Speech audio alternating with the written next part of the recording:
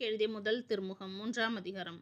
நாங்கள் கடவுளின் உடன் உழைப்பாளர்கள். நீங்கள் கடவுள் பண்படுத்தும் தோட்டம். நீங்கள் அவர் எழுப்பும் கட்டிடம். கடவுள் எனக்கு அளித்த அருளின்படியே நான் கைதேர்ந்த கட்டடக் கலைஞர் போல அடித்தளம் இட்டேன். அதன் மேல் வேறொருவர் கட்டுகிறார். ஒவ்வொருவரும் தாம் கட்டும் முறையை குறித்து கவனமாக இருக்க வேண்டும். ஏற்கனவே அடித்தளம் இட்டாயிற்று. இவ்வடித்தளம் இயேசு கிறிஸ்துவே. வேறொரு அடித்தளத்தை இட எவராலும் முடியாது.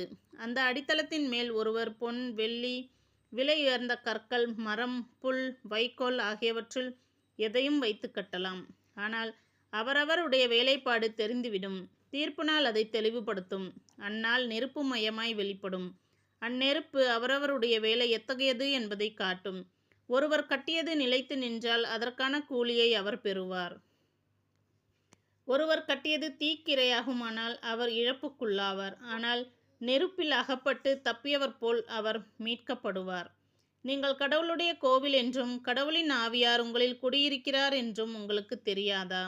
ஒருவர் கடவுளின் கோவிலை அழித்தால் கடவுள் அவரை அழித்து விடுவார். ஏனெனில் கடவுளின் கோவில் தூயது, நீங்களே அக்கோவில்.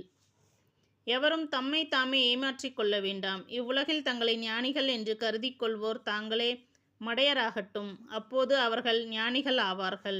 இவ்வுலக நாணம் கடவுள் முன் மடமையாய் உள்ளது. ஏனெனில் மறைநூலில் எழுதியுள்ளவாறு ஞானிகளை கடவுள் அவர்களது சூழ்ச்சியில் சிக்க வைப்பார். மேலும் ஞானிகளின் எண்ணங்கள் வீணானவை என ஆண்டவர் அறிவார். எனவே மனிதரை குறித்து யாரும் பெருமை பாராட்டல் ஆகாது. பவுல், அப்பல்லோ, கேப்பா ஆகிய அனைவரும் உங்களுக்குரியவர்களே. அவ்வாறே உலகம், வாழ்வு, சாவு, நிகழ்காலம், எதிர்காலம் இவை அனைத்தும் உங்களுக்குரியவைகளே. ஆனால் நீங்கள் கிறிஸ்துவுக்குரியவர்கள். கிறிஸ்து கடவுளுக்குரியவர். திருத்தூதரின் பணி 4ஆம் அதிகாரம். நீங்கள் எங்களை கிறிஸ்துவின் ஊழியர்கள், கடவுளின் மறை உண்மைகளை அறிவிக்கும் பொறுப்புடையவர்கள் என கருத வேண்டும். பொறுப்பாளர்கள் நம்பிக்கைக்குரியவர்களாய் காணப்பட வேண்டும் என எதிர்பார்க்கலாம் அன்றோ? என்னை பொறுத்தமட்டில் எனக்கு எதிராக நீங்களோ மக்களின் நீதிமன்றமோ தீர்ப்பளித்தால் அதை பற்றி சிறிதும் கவலைப்பட மாட்டேன். எனக்கு நானே தீர்ப்பளித்து கொள்ளவும் மாட்டேன்.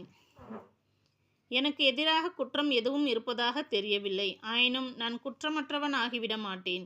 எனக்கு தீர்ப்பு வழங்குபவர் ஆண்டவர் ஒருவரே.